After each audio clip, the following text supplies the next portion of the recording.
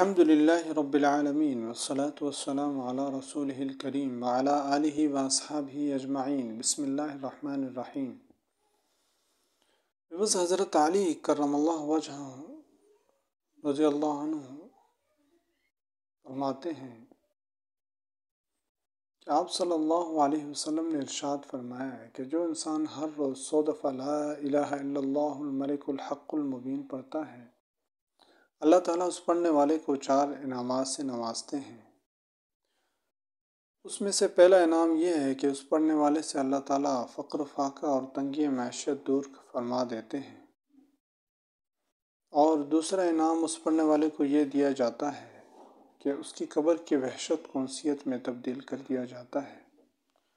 اور تیسرا انعام ہر روز 100 دفعہ لا الہ الا اللہ الملک الحق المبین پڑھنے والے کو یہ دیا جاتا ہے کہ اس کو غنائے ظاہری اور باطنی عطا کیا جاتا ہے، اور چوتھا اور آخری انعام ہر روز 100 دفعہ لا الہ الا اللہ الملک الحق المبین پڑھنے والے کو یہ دیا جاتا ہے کہ وہ قیامت کے دن جنت کا دروازہ کھٹکھٹائے گا ان کلمات کے پڑھنے کی وجہ سے اور ان کلمات کی برکات سے۔ بس ان کلمات کو 100 دفعہ پڑھنے پر چند منٹ ہی لگتے ہیں لیکن ان کے پڑھنے پر جو انعامات حدیث شریف میں آئے ہیں وہ بہت بڑی نعمت ہیں۔